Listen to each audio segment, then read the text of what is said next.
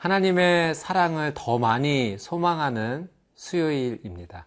오늘 이 하루 여러분의 삶 가운데 하나님 사랑이 풍성히 흘러넘치고 주시는 사랑으로 인해 생명의 꽃이 피어나게 되시기를 주님의 이름으로 축복합니다. 오늘 저희가 함께 나눌 큐티의 제목은 좁은 문, 좁은 길, 하나님 나라 향한 제자의 길입니다. 예수님께서는 우리에게 좁은 문으로 들어가라, 또 좁은 길로 걸어가라 말씀하십니다.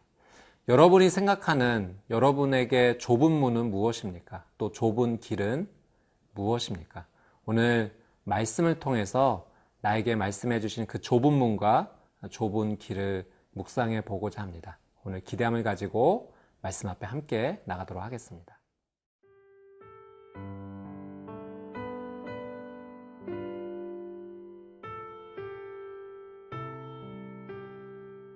누가복음 13장 22절에서 35절 말씀입니다.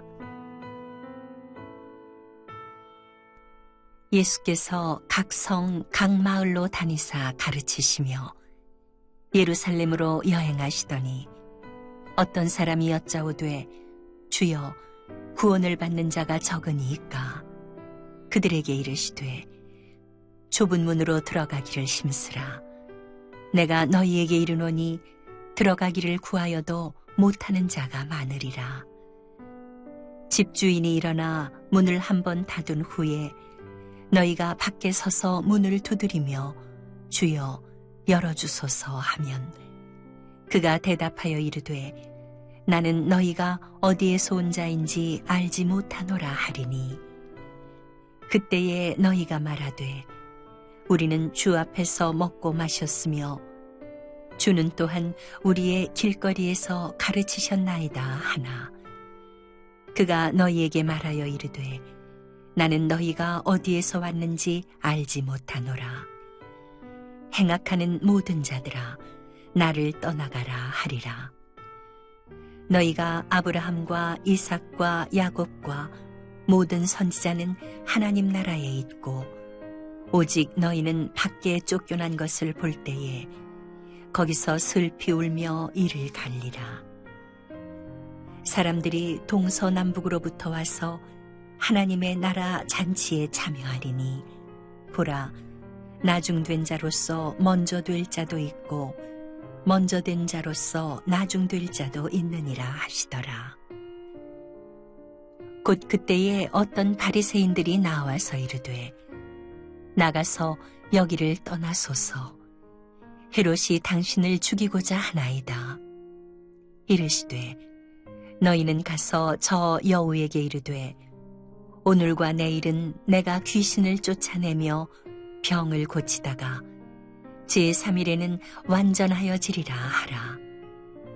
그러나 오늘과 내일과 모레는 내가 갈 길을 가야 하리니 선지자가 예루살렘 밖에서는 죽는 법이 없느니라.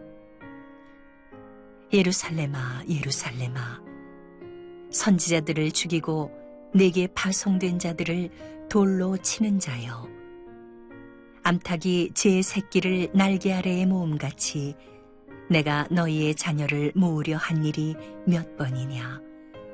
그러나 너희가 원하지 아니하였도다. 보라 너희 집이 황폐하여 버림받으리라.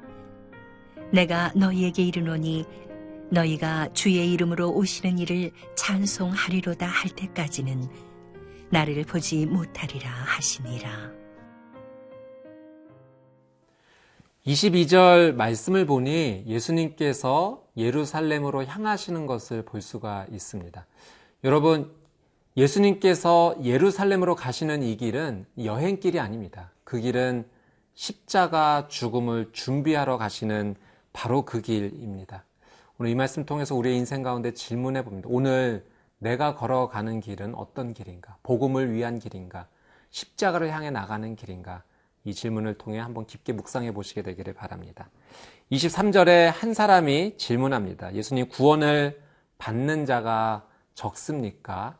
이 질문에 24절 예수님께서 이렇게 답변해 주시죠. 24절 말씀 한번 같이 읽어보겠습니다.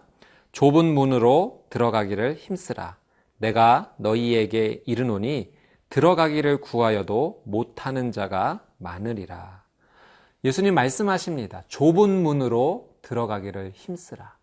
여기서 힘쓰라는 의미는 정말 모든 노력을 다해서 있는 힘을 다해야 된다라는 의미입니다. 그만큼 구원의 과정이 어렵다라는 것을 말씀해 주시죠.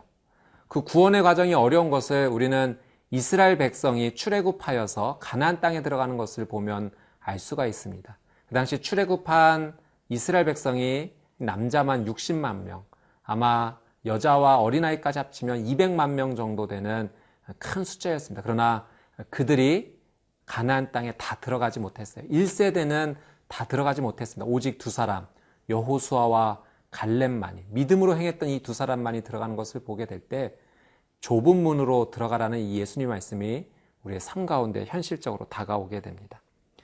25절에서 27절까지의 말씀은 그 천국에 들어가지 못한 자들, 천국에서 쫓겨난 자들과 주님의 대화 내용을 볼 수가 있는데 25절에 들어가지 못한 자들이 이렇게 얘기하죠.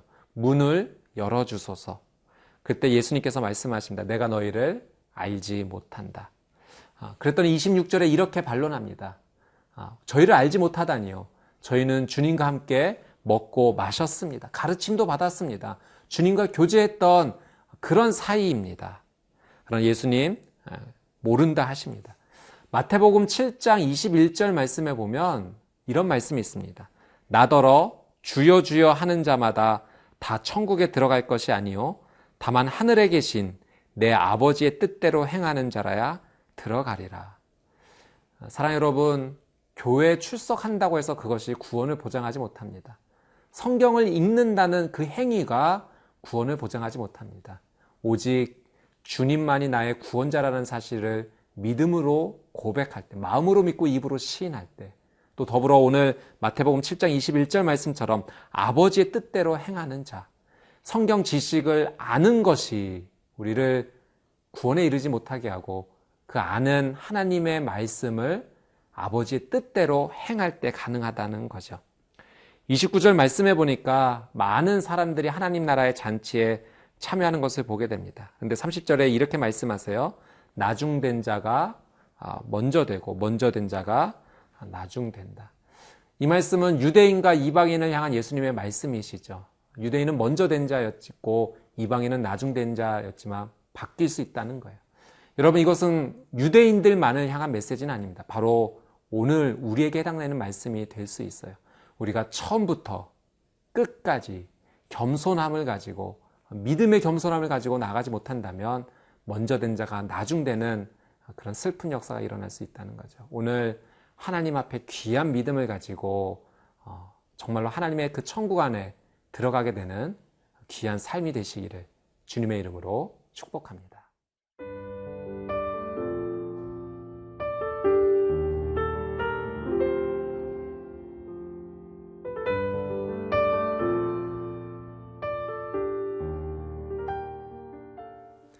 31절 말씀 함께 보겠습니다.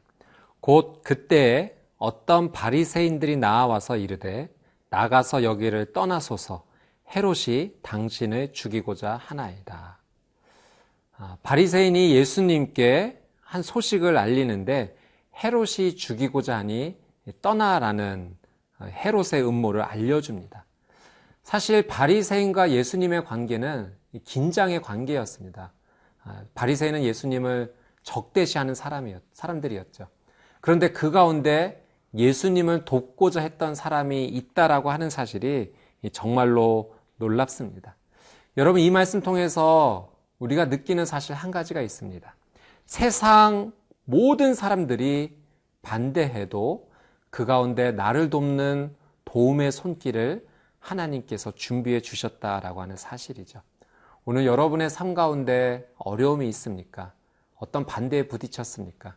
오늘 이 말씀 의지하여 붙잡고 기도하십시오. 하나님께서 당신에게 도움의 손길을 준비해 주실 것입니다. 우리 33절 말씀 한번 읽겠습니다. 이르시되 너희는 가서 저 여우에게 이르되 오늘과 내일은 내가 귀신을 쫓아내며 병을 고치다가 제 3일에는 완전하여지리라 하라. 그러나 오늘과 내일과 모레는 내가 갈 길을 가야 하리니 선지자가 예루살렘 밖에서는 죽는 법이 없느니라. 예수님께서 헤롯을 여우라고 표현하고 계십니다. 왜냐하면 그의 간교함 때문에 그렇죠. 그의 죄 모습 때문에 그렇습니다. 이 헤롯은 동생의 아내 헤로디아를 자기의 아내로 삼는 죄를 범했습니다. 간음의 죄입니다. 그리고 그 사실을 책망하는 세례 요한을 죽였죠. 더 나아가서 오늘 예수님을 죽이겠다라는 협박까지 하고 있습니다. 이런 여우 같은 헤롯의 모습에 대비돼서 우리 예수님은 이렇게 말씀하십니다. 오늘과 내일과 모레는 내가 갈 길을 가야 하리니. 예수님께서는 자신에게 주어진 이 사명의 길을 포기하지 않으시겠다라고 말씀하세요.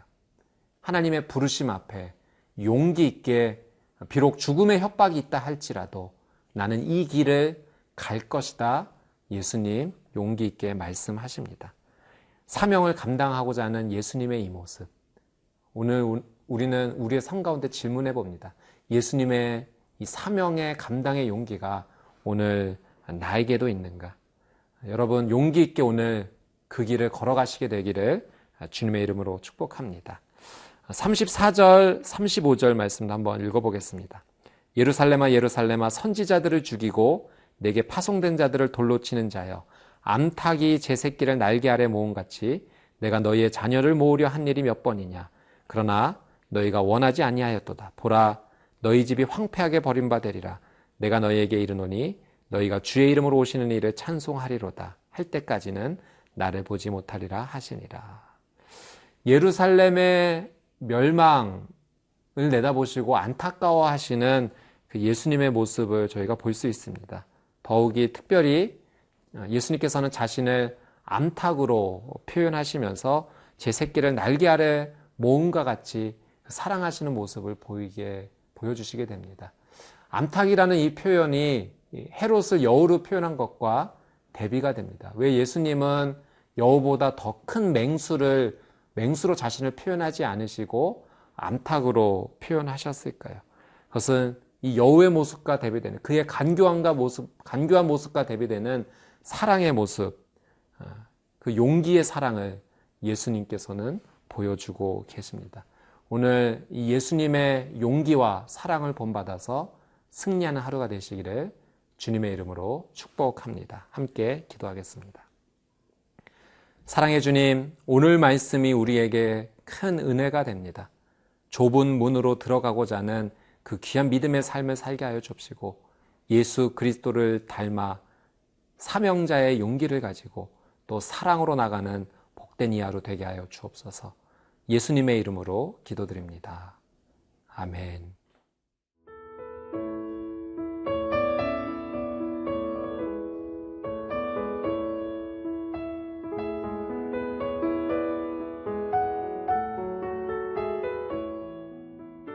이 프로그램은 시청자 여러분의 소중한 후원으로 제작됩니다.